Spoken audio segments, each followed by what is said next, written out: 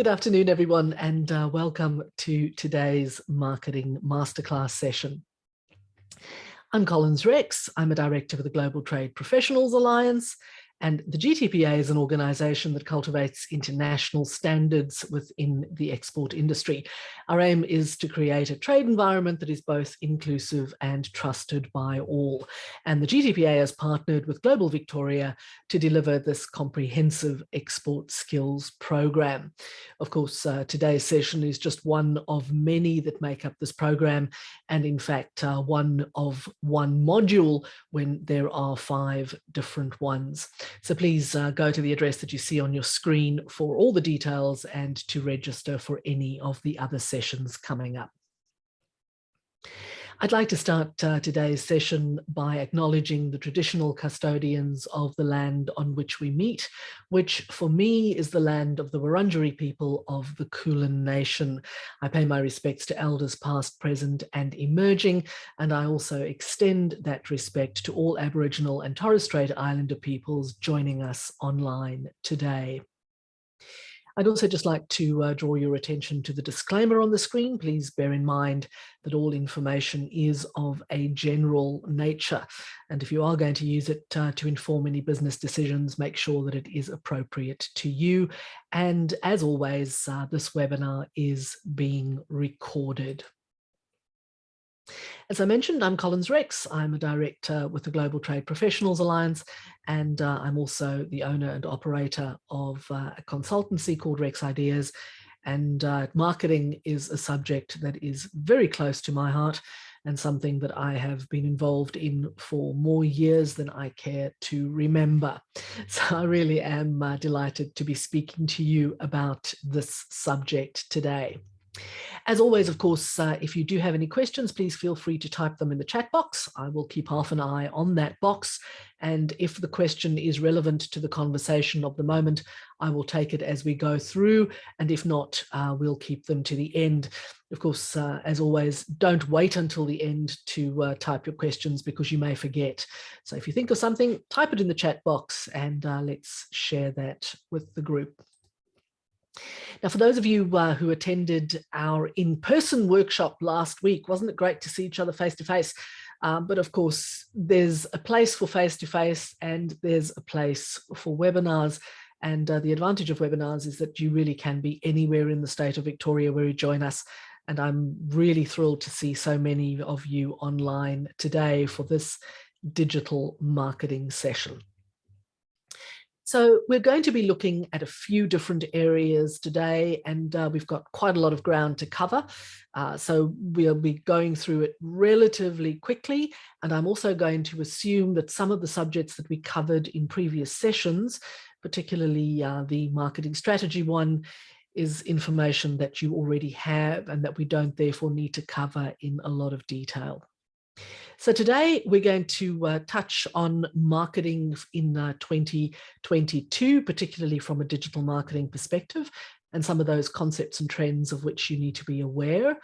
We're then going to look at creating a digital marketing strategy, which of course is all important rather than just going at things like the proverbial bull at a gate. Also digital marketing channels, and that's where we'll be spending the lion's share of today's activities, and of course, as always, questions at the end or throughout as we go along.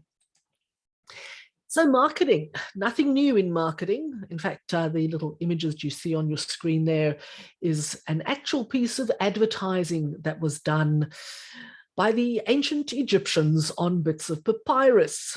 People have been buying and selling for as long as we've had more than one person in the universe. And for as long as we've been buying and selling, we've been telling people about the wares that we have to sell. 100 years ago, of course, you would just have taken out an ad in the daily newspaper, and that would have been the marketing that you did. 50 years ago, it was probably radio commercials that were really the trendy thing to do. And that, of course, continued for many years, and it's still relevant today. 30 years ago, it was all about television. If you wanted to be noted and be really on somebody's radar, you had to be on television. 10 years ago, you could have a really basic very basically functional website. You threw in a few keywords for the search engines and you were away. Of course, today it's a little bit different. It's all got a lot more refined, a lot more complicated. And today the algorithm is king and digital marketing rules. And tomorrow, well, tomorrow it's probably the metaverse. And that brings us to some of those key trends for 2022 and beyond. Starting off with the metaverse.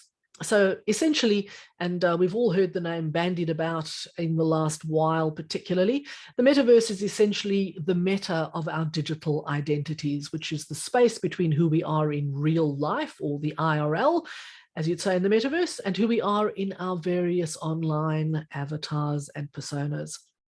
Facebook's rebrand, of course, as Meta is a recognition of the increasingly digital nature of our lives. As we move through today's session, we will touch again on that metaverse concept and what it means for you from a marketing perspective. The reality is that at the moment, it's probably just something to be aware of. The next trend is that of crypto and NFTs. So a few very brave brands have already tried to get into this space, and they're definitely tapping into that cryptocurrency narrative. And you see two of them on the screen there. Budweiser has released its own NFTs, and Penfolds has partnered with Block Bar to release select wines as NFTs. Now, what is an NFT? It's a non-fungible token. And that simply means it's something which is a non-interchangeable unit of data. And generally that non-interchangeable unit of data means that it cannot be swapped for anything else, which makes it entirely unique. And that's why it works very well for artwork, for example. And NFTs generally are paid for in cryptocurrencies because, of course, you're not paying for them in the real world. The creator economy is also something of which we all need to be taking note. And this is something which is applicable to all businesses today. If you have any sort of digital presence, you need to be aware of the implications of the creator economy. If you look at the table there, you will see that some of those channels have grown remarkably in the last while.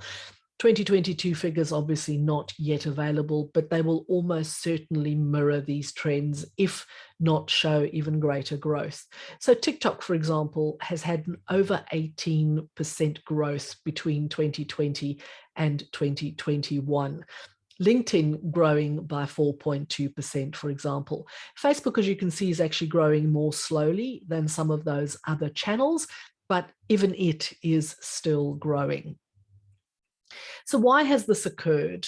Of course, as creation tools have become more common, and people have also had a lot more time on their hands over the last 2 years when they were stuck at home during the pandemic, there was an explosion of online content.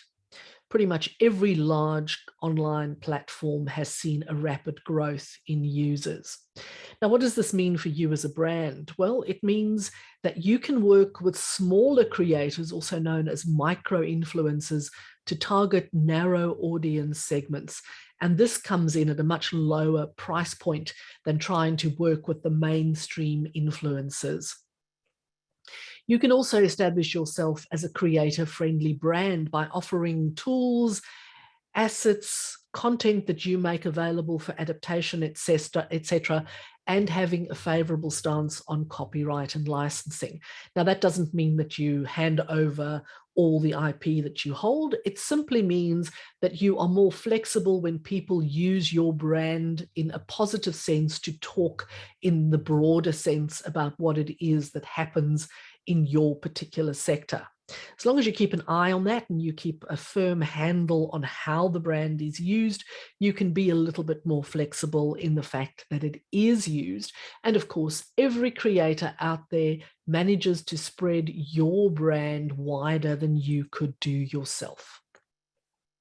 One of the other key trends that is influencing the way in which we operate today, particularly from a marketing perspective, is the distributed marketing team. And again, the past couple of years is something that has really solidified people working remotely. It's solidified it, it's accelerated it, and I think we all can acknowledge that work from home in some form or another is going to stay with us for the foreseeable future. It's now not uncommon for even really large marketing teams to be based in entirely different locations. Now, of course, that presents a really large opportunity for you as a marketing person and for your business, because it opens you up to a much wider talent pool.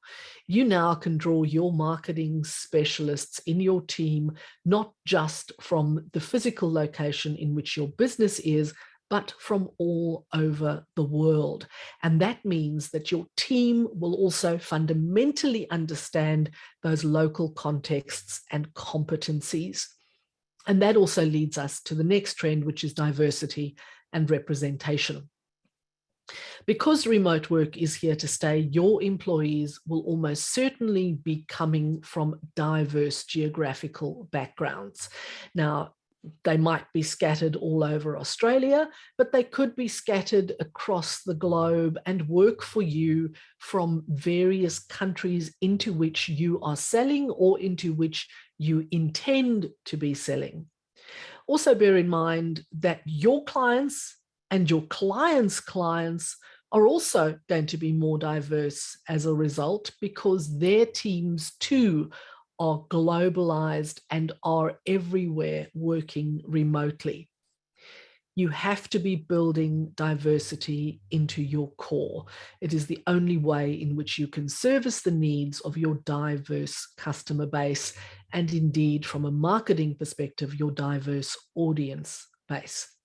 But it's not enough just to be diverse. Your potential customers also want to know that you are diverse. That means you need to tell them. So a study from Facebook, for instance, shows that audiences prefer brands that represent diversity in their advertising and their marketing. And you can see the stats there. And you can see that Australia, for example, 47% of people felt more connected to brands that work with a more diverse set of creators. You might know behind the scenes that you are doing this, but your audience needs to be told, which means they need to see pictures of your team, they need to see different languages being used, etc., so that they know that you are actually making an effort to be more diverse and more inclusive. And if you look at the stats of a country like Brazil, for example, it goes up to 52%. So if you are thinking of expanding into Latin America, or indeed into South America, the trend is definitely there and you need to be tapping into it. The user experience has become all important. Algorithms that define digital experiences have become a lot better at what they do. As artificial intelligence has become more pervasive, it's become more affordable for even smaller organizations. So instead of focusing on metrics that can be easily gamed, so for example, having spammy website pop-ups and very aggressive remarketing advertising, more and more online platforms are prioritizing real engagement and user experiences now. If you're not focusing on your user experience, you are going to struggle to draw attention on most platforms. So case in point here is the Google search engine optimization. A major Google algorithm update rolled out in May last year, and it completely overhauled the way the search engine ranks pages. So instead of those easily manipulated various metrics like backlinks and on-page content, Google now emphasizes real engagement and the real user experience. And you can see there how it works from the core web vitals all the way through to search signals for page experience. So you really do need to be aware of the experience that the users of your websites and indeed the engagement of your audience with your various online marketing activities have. The next trend is that of voice chat. And what you see there is a chart that tracks the user statistics for Clubhouse, which is a very popular voice-only chat tool. A lot of people who were stuck at home during the pandemic didn't necessarily want to be staring down a camera all the time and doing things on Zoom. They just wanted to have conversations. Why? They didn't just pick up telephones. I'm not even going to go there. But the truth is that people were using channels like Clubhouse in order to have those short conversations, in some cases with family and friends, and much longer conversations as well. And you can see the exponential growth between April 2020 and February 2021. So at a time when podcasting, for example, has registered double-digit growth for 5 straight years, and so far 160 million people are listening to podcasts regularly, and this is a growing statistic. The success of audio-only chat rooms shouldn't really be that surprising. So voice chat combines the approachability of podcasts and the community-first engagement of a forum. In coming years, as more and more work happens online and we all suffer more and more Zoom fatigue, voice chat is certainly going to be continuing to attract users. So if you aren't already looking into those voice chat apps as a marketing channel, maybe now is the time to think about it for your marketing mix for the coming years. Looking now at how one goes about creating a marketing strategy. So just touching on some key points here, taking into account that we spent an entire workshop focusing on marketing strategy last week. Incidentally, for those of you who weren't able to attend the face-to-face workshop last week, feel free to drop me an email and I will give you my email address at the end of today's webinar, and I'm more than happy to share last week's deck with you, which will then bring you up to speed on the marketing strategy piece. So first of all, you need to define your brand, and that means you need to outline your brand guidelines so that you need to understand how that brand translates into online marketing channels, activities, and campaigns. So think about your USP, your brand voice, and your value proposition. Also understand who your customer is and build your buyer personas.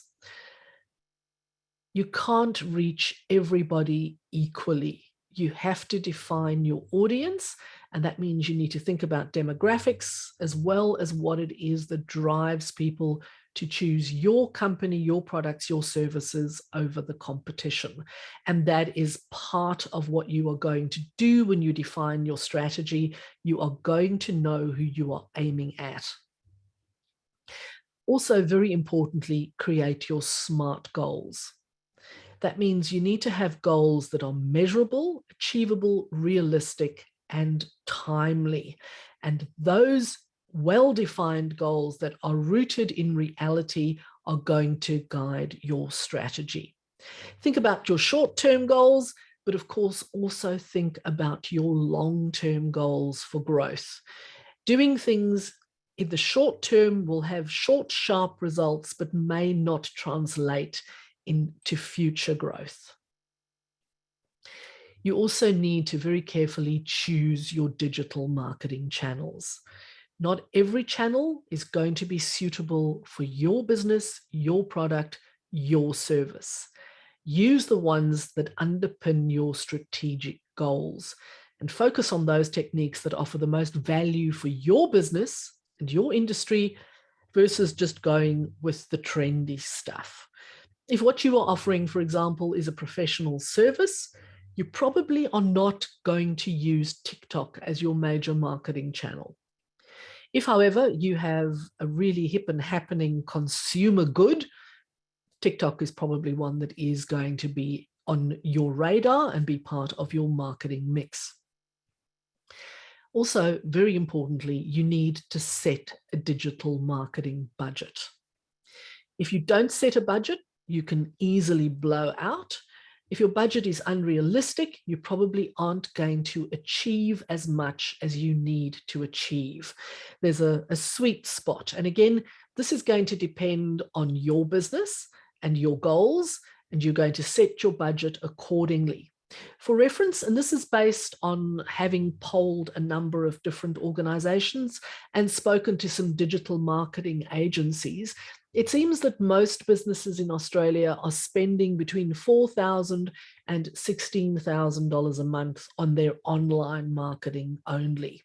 This, of course, then works into the greater marketing piece, which goes beyond the digital realm. Now, for small businesses, particularly if yours is a micro business, $4,000 a month is probably a lot of money. So you need to think about how you are going to spend your money, where you're going to spend it, and how much you can afford to do, and how you can do things smarter so that not all your digital marketing is done through paid channels.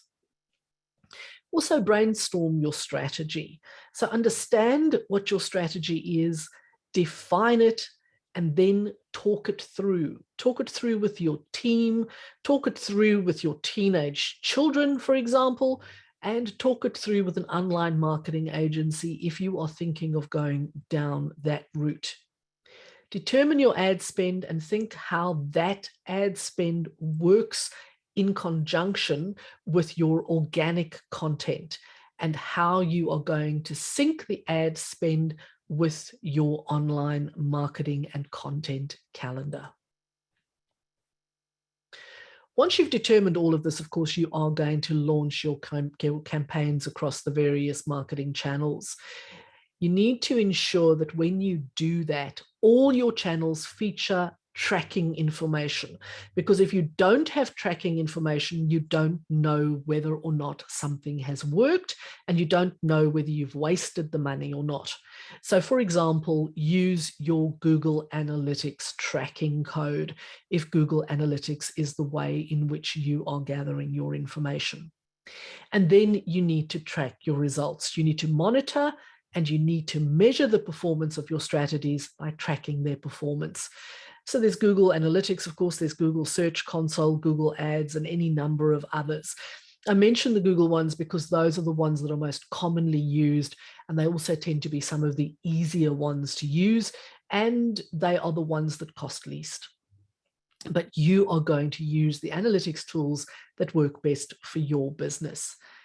Once you start using, you start measuring and monitoring, you will be able to determine your return on investment and which of the activities that you've undertaken are good value and which ones, quite frankly, are a waste of your money. So why is digital marketing important?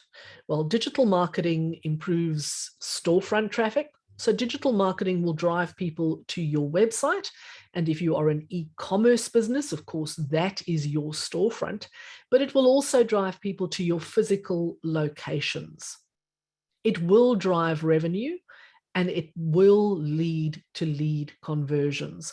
It will, of course, also grow your website traffic, and it will definitely lead to brand awareness. And online is where most people today are getting their information and making their buying decisions. So if you do not have an online presence, you are doing yourself a great disservice. Let's look now at the various digital marketing channels. And of course, there are literally hundreds of different channels that you can be considering.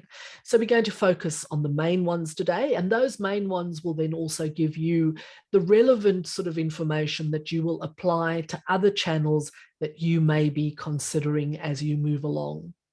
So today we're going to look in brief at your website. We're going to touch on search engine optimization and voice search engine optimization, pay-per-click advertising, content marketing, remarketing, marketing automation, which includes email marketing, social media marketing, and video marketing. So starting off with your website, if you're going to have a website in 2022, Web 3.0 is the norm. Anything you did before today might not be as relevant as it needs to be. But at the very least, your website needs to be fast, People don't want to hang around waiting for web pages to load. And that is particularly important for your homepage. If someone types your URL into a box, or they have found a link to your website from a search engine and it doesn't load almost instantly, they've almost certainly moved on to the next search that they have in their list. It needs to be secure, and you need to be displaying all the relevant SSL certifications on your website. If people come to your site and it's an HTTP site as opposed to an HTTPS site, there's every chance that they're not going to stay, because they are not going to trust that their information is secure on your website. It needs to be mobile. You cannot have a site that just functions beautifully on a desktop and sucks on a mobile. It needs to translate to mobile phone screen size. And that means it needs to be perfectly accessible via mobile phones. It needs to navigate properly. It needs to work properly. It needs to be easy to use, and the information on it needs to be easy to find. Nobody is going to spend time trawling through your website, trying to find examples of your wares, trying to find the shopping cart, trying to check out because it's cumbersome. Or if they're not there to buy, but they're there to gather information, they're not going to make an effort to find it. It needs to be easy. And of course, it needs to be optimized. So it needs to be search engine optimized, because it's the only way it will be found.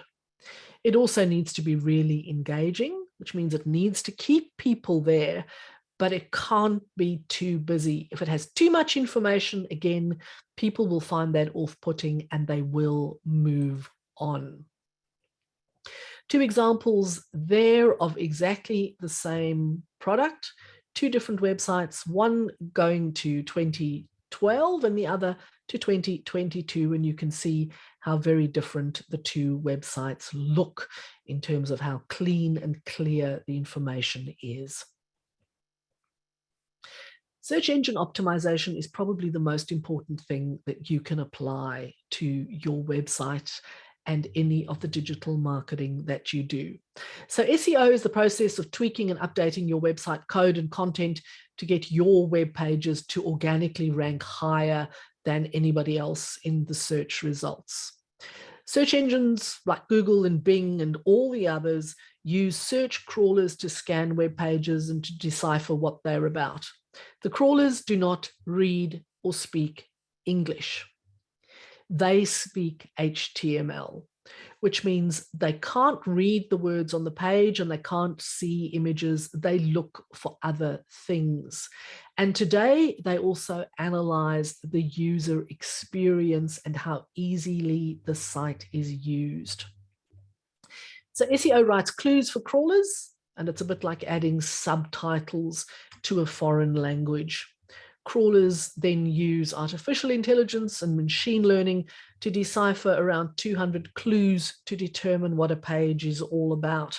And this includes things like page content, loading speed, backlinks, etc. So why do you want to use SEO? Why even go to the trouble of doing it? Because it is very time consuming. And if you're paying somebody to do it for you, it can also be expensive. Well, less than 10% of searches advance to the second page of search results. So if you aren't on the first page and you aren't as high up on that first page as possible, no one's going to find your website. More than 30% of searchers click on the first result they see and never go beyond that. Now, along with search engine optimization comes voice SEO. So voice search engine optimization, VSO, is one of the newest digital marketing strategies that you need to be thinking about. So with voice search optimization, your company optimizes existing and new website content for voice search. So the intention is to earn your website the featured snippet or position 0 spot in the Google search results. So why do you even want to think about this? Well, the various voice assistants from Siri to Alexa and everyone else use the featured snippet to respond to voice searches. So if a user asks, how do I clean a stinky dishwasher, Siri? Siri is going to reply with the featured snippet. As a search query differs when using voice versus text, voice search optimization is very important when you are practicing SEO. So local businesses, this is particularly important because a user might be on their mobile phone right now trying to find that stinky dishwasher repair person, or a restaurant or a hairdressing salon, etc., and they want to be able to drive there right now. But it works equally well for international marketing if what you are doing is driving people to a marketplace, for example, driving them to a shopping cart on your website, etc. The next channel we're going to look at is pay-per-click, PPC. It's a form of online advertising where you only pay when somebody actually clicks through to your website from an online ad. So you literally pay every time someone clicks.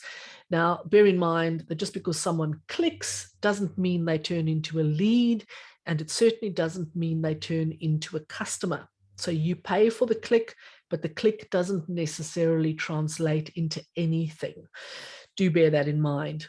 Paid search ads, we're all familiar with those. They show up the head of a list of search results, for example, and there could be millions of search results. The ads come to the top of the pile. But there are lots of others, social media campaigns where you run paid advertising, Google local services, YouTube ads, etc. And of course, you can also have VR ads and AR ads. So with PPC, you bid on keywords that you want your ads to show up for, and the ad then triggers your keywords like, for example, children's winter boots. So how does it work? Well, on Google, it works this way, and it works in a very similar way on some of the others as well. Someone completes a search on Google. The platform checks to see if advertisers bid on the keyword in the search that the user put in. For example, a company that sells socks might put in words like buy socks online. If they buy boots online. Advertisers then bid on the keyword, and Google chooses several ads to show through an automated auction process. And all of this happens in milliseconds. The auction process considers several factors. The system multiplies each advertiser's maximum bid by their quality score. And this then gives them their ad rank. Google displays the ads according to who has the highest rank, and that rank is the bid times the quality score. And then there are lots of factors that go into determining that quality score, included the expected click-through rate, the relevance to the user query, the quality of the ad's landing page. And then with all of those metrics, Google determines how useful the ad will be to the user, and that determines where they sit in the ranking. Now, of course, there's another component to this. You pay per every click, remember. Google has a formula for determining how much you pay. And this is the ad rank of the ad below yours divided by your quality score plus 0.01 of your spend. And this is your cost per click, which is the CPC.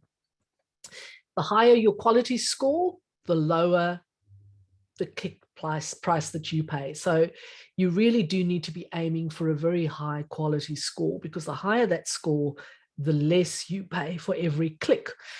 The more successful you are, of course, the higher your quality score. So you really want to be aiming for ads that do work.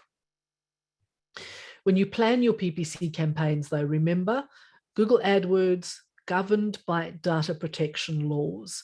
So those laws could prevent your customer information from being shared, and that includes things like names, addresses, etc., billing details, and the like. And if you are using Google AdWords, you must include a privacy policy on your website that outlines what data you're collecting and how customers can modify and delete the data that you collect. If you don't do this, you will get into trouble. But of course, You will also lose your reputation, which means you will lose your customers. The next channel that we're going to focusing on today is content marketing. So in content marketing, your business focuses on reaching, engaging, and connecting with consumers via content, not advertising, content. This content can be videos, blog posts, infographics, etc. But the key is that it adds value to the users. So it's not sales information, it is pure information. This isn't about the price of your good or the quality of your good. This is talking in broad terms about things that will be of interest to your potential consumers and will organically send them to find more information about the product. So whatever format you choose to use, you have to make sure that the content is relevant and, more importantly, beneficial to your audience. Your audience needs to see value in the content, or else they're not going to take it in. In fact, they've just moved right on if they think you're just trying to sell them stuff. The higher the value of your content to your user, the more likely they are to share it.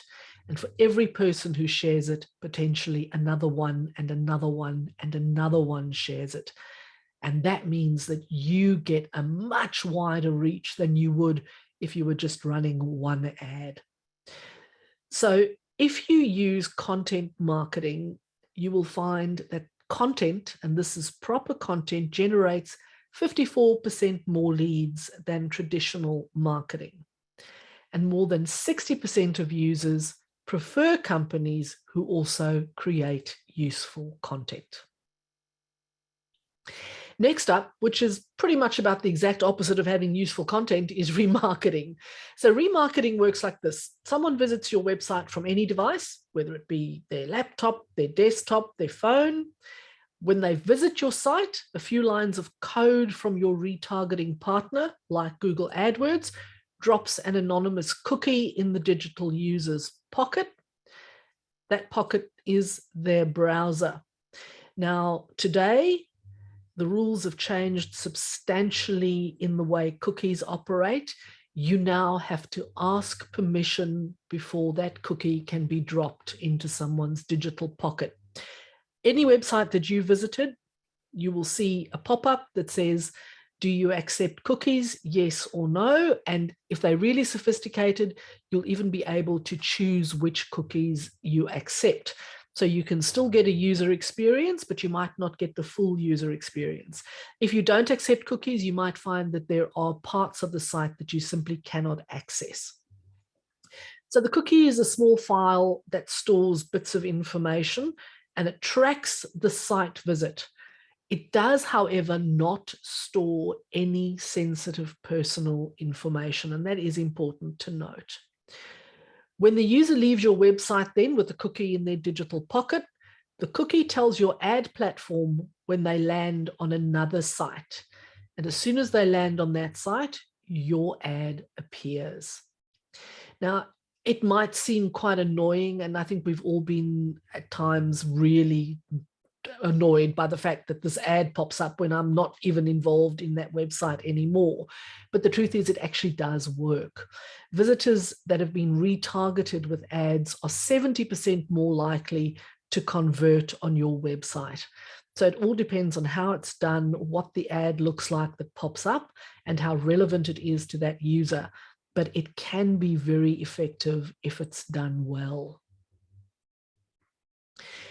The next thing that I'd like to talk to you about is marketing automation. Now, this is an umbrella term that can include any form of messaging that is triggered automatically. So automated texts, automated emails, messages that go to Messenger on Facebook or the in-message service of LinkedIn, for example. So for example, when someone visits your website, and they enter their email address or phone number to download something. So for example, you have an ebook that you make available and people have to give you basic information to download it.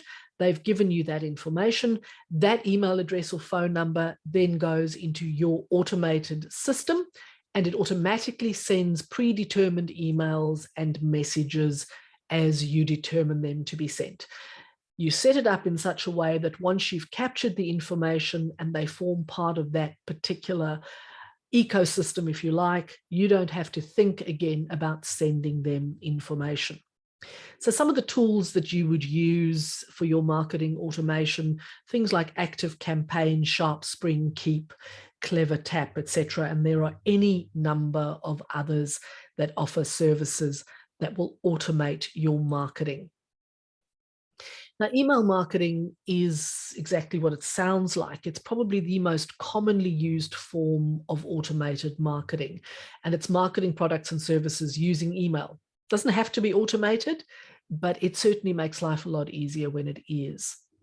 The return on investment of a carefully planned and executed email campaign is very high. The average return on investment is $44 of revenue for every $1 spent. Now that is incredibly high. 50% more sales are generated through this method than just about any other lead generation methods. Now, also bear in mind that these are averages, and averages aren't guaranteed. It all depends on how relevant your email is, how targeted it is, how unannoying it is, because you don't bombard people with emails and you only send them stuff that's relevant to themselves, etc. Now, there are various marketing tools that you can use, like Sendinblue and MailChimp and Email Octopus. Have a look at a number of different ones if you aren't already using an email marketing tool, and understand the intricacies, because they all operate slightly differently.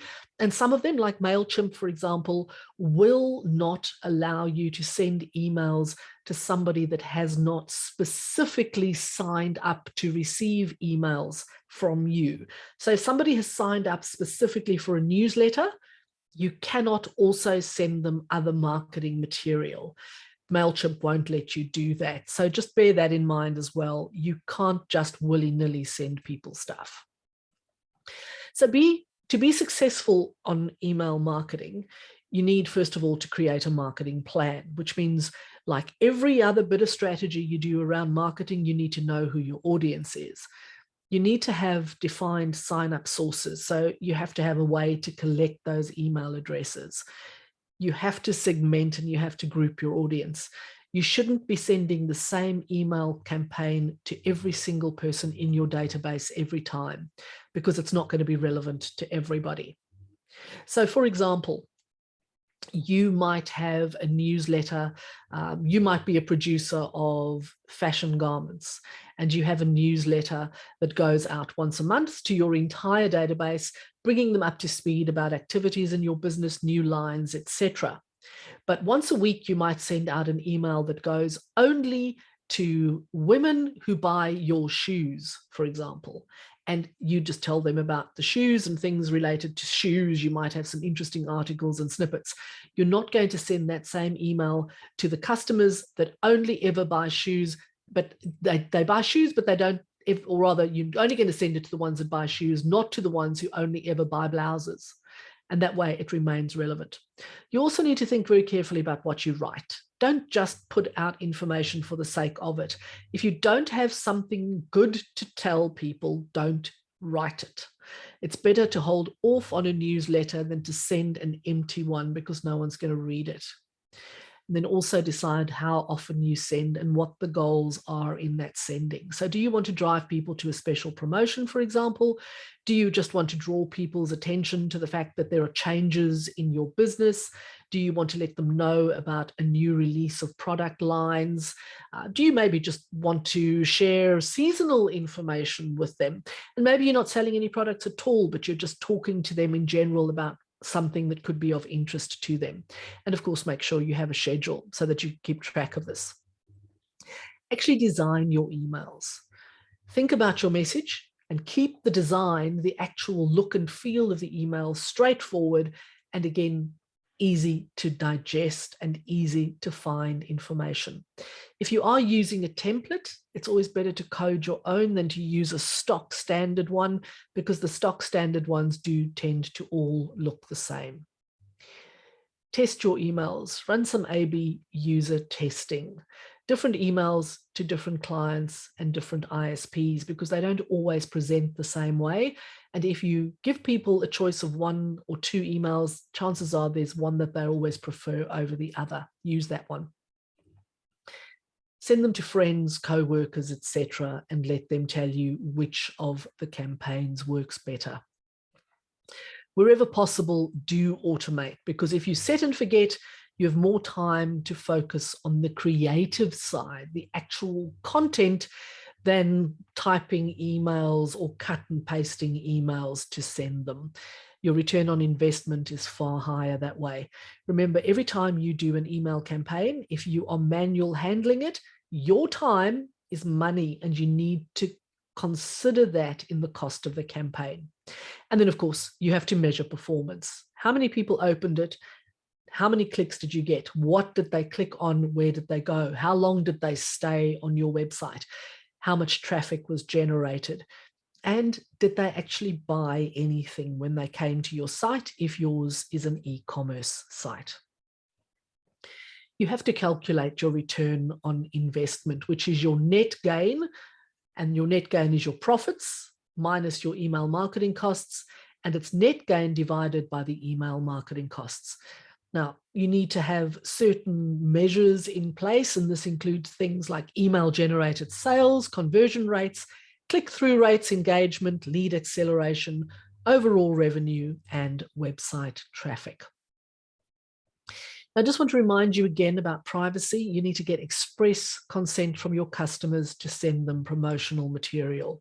Whether it's a pop-up on the website, customers entering their details in a contact us form or whatever, you need to make it clear that you are collecting this information and you are going to do something with it.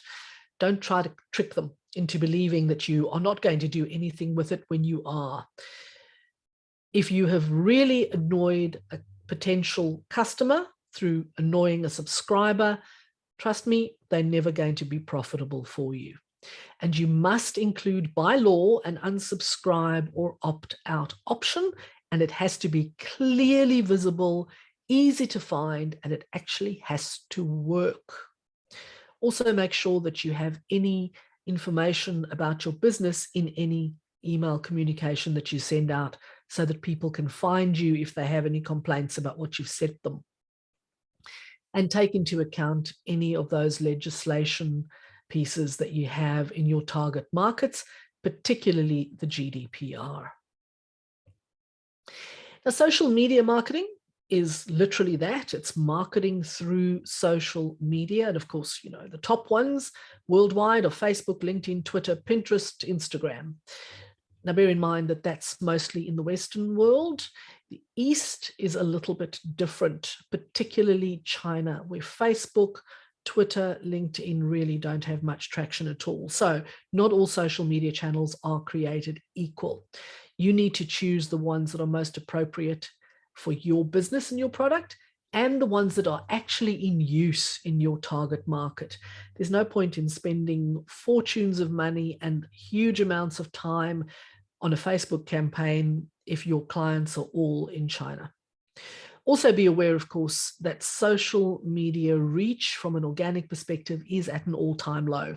So you're almost certainly going to have to add some paid advertising to your organic content for it to be truly effective. Social media marketing focuses on building brand awareness and increasing conversions. That's what it's all about. The core goal is to increase that brand awareness and conversion, but it's also a way of maintaining your company's reputation. So social media marketing focuses on informational and promotional content, but it also interacts with users on various platforms. 65% of consumers use social media for customer services, so they will reach out to your customer service department through social media. And that particularly happens when they're annoyed, which means there can be a lot of negative publicity that flows from this if you are not across it. And more than 70% of shoppers use social media when they make their purchase decisions. So they're going to go to the social media channels to read reviews, to hear what other people have to say, to ask questions of other users, etc.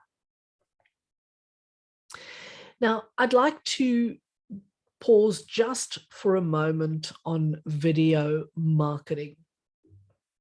In the United States, for example, the average consumer uses up to 6 hours of digital video every day. That is an enormous amount of time spent online looking at cat videos. But it also means watching videos of all sorts of other things. Video marketing helps your company to increase its reach, it helps you to grow revenue, and it will help you to expand. So just like content marketing, video marketing focuses on creating informational and valuable videos for your target audience. So you could have instructional videos. If you're a manufacturer of industrial components, for example, you might have a video that shows how these components are fitted into a machine and how fitting them then improves the safety of that machine, for argument's sake, or the efficiency of it. If you are a clothing brand, and Australian clothing brand Camilla, for example, that built a reputation on caftans, has instructional videos showing how the caftans can be worn in a multitude of ways so that they're not just caftans. And that improves the functionality of the garment and therefore makes the price of the garment seem not quite as steep. They could be announcements, so new staff members, new divisions, new product lines, new services, etc.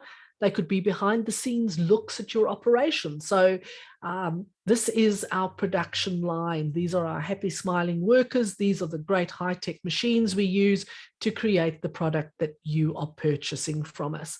Or they could be about an event. And that also includes things like webinars that you put out that have videos attached to them and that you record and make available after the fact. Whichever kinds of videos you're using and whatever purpose they have, they need to be informational. They need to raise your brand awareness, and they need to be very clearly focused towards a target audience, which of course is the commonality across everything that we've talked about today. Video marketing is around 50% more likely to get organic page ranks than plain text. Half of the consumers who watch online product videos say they help them make more confident purchasing decisions.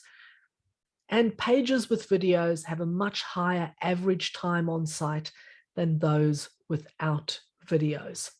Also bear in mind that the next highest ranking search engine next to Google is YouTube. People use YouTube as a search engine and they find videos about your company. Videos drive brand and build trust. I'd like to end today's session with just pausing again and emphasizing again the importance of measuring success. You don't know that any digital marketing strategy is effective or that any campaign is worked if you haven't measured the outcome. So understand a couple of key terms: metric, which is a number, a bounce rate, page views, time on page, unique visitors, etc., and key performance indicator. A KPI is a metric that is most closely tied to your overall business success. So some of the KPIs that you need to be looking at and measuring: total sales, leads, revenue, return on marketing investment, lead to sale conversion rate, and cost per lead. You need to understand what it is you're measuring, and you need to understand what it costs you to get those results. And that brings us to the end of today's session. If you have any questions, feel free to type them in the chat box now, and we'll take them before we draw today's proceedings to a close. Just bear in mind again that if you do have any questions about today's session, or if you would like a copy of the slide deck, feel free to drop me an email, and you can see my email address on the screen there. For information about all the other sessions coming up, whether it be in this marketing masterclass, and next time round, we're going to start looking at branding. Next week, we'll be looking at the marketing funnel, following on from there to building a brand. So make note of those if you haven't already registered for them. And then later on in this week, we've got a standards and certification session. We've got an advanced e-commerce session coming up, and we're also going to do a reprise of our first cybersecurity session. So bear in mind that those are all coming up, and you can register for all of them through the online skills program link that you see on your screen. Today's session, as I mentioned at the start, is also being recorded, and it will be made available at some point by Global Victoria once they have run the rest of the session. So at the end of the program, all the videos will also be available for you online through that Global Victoria website. It doesn't look as if we have any questions, so I think we've probably covered so much information that you'll think of the questions as soon as we draw today's session to a close. Feel free, if you do have any questions, to drop me an email, and I'll do my best to answer them for you in as short a space of time as possible. So all that remains is to say thank you very much for attending today's session. It's been great having your company, and I look forward to seeing you all online next time. Go off and do some great business. Goodbye.